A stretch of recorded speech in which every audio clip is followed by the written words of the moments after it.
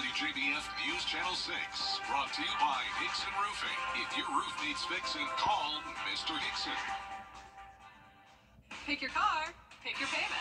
Waynesboro Chrysler Dodge Jeep Ram. New Jeep Compass, 26.2. Just 26.2. We deliver within 500 miles. Take the short drive on Highway 25. Good to go Waynesboro.com. This is auto service since 1985. Visit MarkYoungsTirePros.com today. Only in Waynesboro. Ram 2500s. Over 14,600 off. Rams? Yeah, we've got plenty in stock. Lowest prices now on Rams. Good to go, Waynesboro.com. The Live 5 for 6 Skyview Network, sponsored by Terry Lambert Hyundai. Mostly cloudy days with scattered showers and storms and the cooler temperatures. I'll break down all the details coming up. Now on News Channel 6 at 6, seeing the forest through the trees. Why Augusta's mayor wants a full-time arborist, as We're News at 6 starts now. Live from Television Park, this is WJBF News Channel 6 at 6. Good evening, everybody. I'm Brad Means. And I'm Jenny Montgomery. Thank you for joining us. Coverage you can count on begins with trees in Augusta. It's a big issue now in the Garden City. Sure is. The planned removal of dozens of trees on Telfair Street is stirring up a lot of public passion. And now there's a call for the city to hire some expert help, as George Escala reports. Augusta has the trees, and a lot of these trees need attention. Look at these trees right in front of the municipal building. You can tell they need to be maintained and trimmed properly, and that's not only trees on the historic side of Augusta, they're all around town, all around our parks. There has been a lot of criticism of the planned removal of dozens of trees on Telfair Street in a city that boasts of being a Tree City, USA, yet doesn't have a city arborist on staff. This is why we need an arborist, because of incidents like this. So, yeah, I'm not a real happy commissioner seeing trees cut. Certainly needs to be corrected. Not only do we need an arborist, we need a trees and landscape department. So I'm going to continue my advocacy for that to make sure that it's put in the 2025 budget. But Mayor Pro Tem Brandon Garrett feels Augusta could get by with a contract arborist and not a full-time staff member. I just don't see the ongoing work that an arborist would be able to really add to it. There's not a work for a full-time staff. I don't see it. It's more than enough work for an on-staff arborist, especially for a city of our size. There's a call for a specialist to look after the city's trees, as there's a call to remove many of them. In Augusta, George Escala, WJBF, News Channel 6.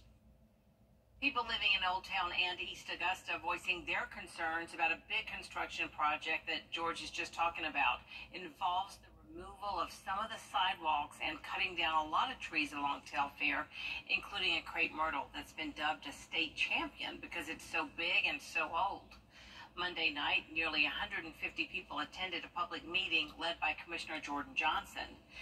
But preserving the beauty and history of downtown wasn't the only concern. And landscape architecture is the trees, it's the plantings, but it's also the hardscape that you can include the streetscape. So when we are seeing these restorations or improvements to downtown, it is disappointing as a resident who has had to follow certain guidelines to live there that I don't see any indicators that the city is complying with the same guidelines that I as a resident have. City leaders will present all questions and concerns at the next committee meeting July 30th. Commissioner Johnson says there will be more public meetings. It is time now for our first check of the weather. Here's Chief Meteorologist Jenna Petracci. Well, it's been mostly dry today, but we are seeing a few pop-up showers and storms, and one of those is now in Columbia County, right over Martinez and Evans. This is impacting parts of downtown Augusta, and will be headed into Aiken County shortly, but that's about it. Most of the rain is dissipating as it moves through. You can see we had more widespread showers a little bit ago in Hancock up towards Wilkes County, but now it's just this one area of rain all towards the north of I-20. There's Appling over here. We have a couple lightning strikes with that cell. Evans, Martinez, along I-20, and all of this is pushing into North Augusta. Up towards the northeast, we also have widespread light shower activity over in Saluda. Really just some sprinkles here, nothing significant, but a really cool view here. Ignore the wasp, but you can see the rain coming down on our Terry Lambert Hyundai Skyview cam out in the distance. This is from Doctors Hospital, but if you look off towards the side there, you can see that rain shaft, and that's the shower activity that we just looked at around Evans and Martinez. Temperatures are in the low 90s in some spots, but others are in the 80s. 92 in Augusta, 91 in Allendale, Millen and Swainsboro at 93 degrees, 92 in Wrightsville, and only 89 in Lincolnton, 86 in Washington. So cooler up towards the north where they had the rain, and in return, the heat index is also a bit cooler, feeling like the mid-90s, but we do have that triple-digit heat towards the south, feeling like 102 in Bamberg and Sylvania, 100 as your heat index in Waynesboro. Winds are coming in from the south, a bit breezy in town, 11 miles per hour, 9 in Aiken, 10 in Barnwell, 7 mile per hour winds in Waynesboro. We have a stalled frontal boundary that's getting a little bit closer to the CSRA, and that'll bring us some higher chances of rain later on tonight. So keeping that chance of rain in the forecast over the next several hours and continuing into the overnight hours, 81 degrees by 10 o'clock, and over the next couple of days, we'll see highs topping off in the upper 80s. More details on that coming up, but back to you. Jenna, thanks. Georgia Governor Brian Kemp announcing new jobs coming to Waynesboro. Bria Smith is live in sunny Burke County with the story. Bria? Brad, well, Ritz USA will bring 130 new jobs right here to this area, and they also they plan to build their new $28 million building right here in Waynesboro. The German-based company develops and produces instrument transformers from 600 volts to 500 kilovolts and solid insulation bus bar systems. Ritz USA CEO and General Manager Scott Flowers say they're excited to call Waynesboro their long-term home. Over the next few years, the company will be hiring for positions like administrative staff, technicians, management, operators, maintenance, and testers. And it's really going to fit the demographic for this region extremely well. All the way, pulling from adjacent communities and other counties, and I mean even across the river from South Carolina. So, they are positioned in a really good spot as far as workforce, but also their clientele, whether that be Georgia Power and the EMCs and other distributors that they already provide to. They're going to have a much more local, central spot to distribute across the state and the nation, as we are in a shortage of transformers. Operations are expected to begin by late 2025, and if you are interested in becoming a part of the team, more information on careers can be found at WJBF.com. Live in Burke County, Bria Smith, WJBF, News Channel 6. All right, Bria, thank you. The Augusta Coliseum Authority is meeting tonight. Members getting updates on the construction projects at the Augusta Entertainment Complex, including the new James Brown Arena. They've discussed financial and legal details and also a timeline for when the demolition of the JBA will begin. I'd say it'll start in probably about the next 2 to 3 months, roughly. Yeah. That all depends on the abatement of the building. There are hazardous materials that exist within the building now. Those do need to be abated before you actually do begin demolition. Okay. So it all depends on that timing. Great. The Bell Auditorium reopened in June, and leaders say they're excited to put on more events for the Augusta community. The 5-year-old son of an Aiken Department of Public Safety officer is battling cancer, and the family is asking for help from the community. Hannah Latier has their story.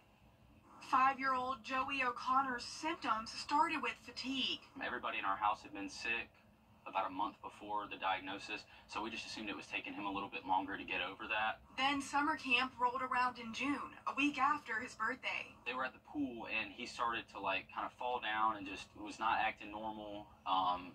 Was kind of an altered mental status, basically. He was rushed to the hospital and was later diagnosed with leukemia. B-cell acute lymphoblastic leukemia, and he couldn't quite wrap his head around really what was going on. We tried to explain it to him several times. Your blood is sick, and we tried to make him understand what was happening. After a near 4-week stay at the Children's Hospital of Georgia, Joey is back home, but still has to undergo treatment for up to 3 years. We know it's a 2.5 to 3 year treatment cycle, but we won't know the finer details until the end of this cycle. Since his white blood cell count is so low, he's not allowed any visitors at this time. But friends, family, coworkers, and staff at ADPS have pitched in to make the journey as smooth as possible. They came in and remodeled Joey's room, put in hardwood floors in his room so it'd be easier for us to clean. It's been the most humbling experience of my life just to see everybody come together for that little guy. But the medical bills are adding up, and the family started a GoFundMe for support. We don't like to ask for help, especially when there's so many people in our community that need help. But that being said, we're not expecting to have this diagnosis. If there is anything left over, our plan is to just donate that money to another child with a similar diagnosis of Joey or to leukemia research. In Aiken, Hina Latir, WJBF News Channel 6. Coming up, the head of the Secret Service out of the... And it's a cooler and wetter pattern for us. The scattered showers and storms each day in the forecast, along with temperatures dipping down into the upper 80s. More details on that coming up. Hi, Eve Dimmitt joins us now for another check of the weather. Well, the rain chances are sticking around, going with a 60% chance for your Wednesday through Friday, with temperatures going down. Highs will drop into the upper 80s starting on Thursday. We'll see upper 80s even into next week. I'll have that full 10-day forecast when we return. Next Plumbing, your personal headlines on News Channel 6. Brought to you by Hickson Roofing. The Live 5 for 6 mobile app. Download it today. Now, your most accurate forecast with WJBF Live 5 for 6. Welcome back. Time now is 6:17, and we're watching just a little bit of rain over in Columbia County, moving into Edgefield and portions of Aiken County now. This is just one small cell. It's going to drop some brief heavy rain, and then it is over with.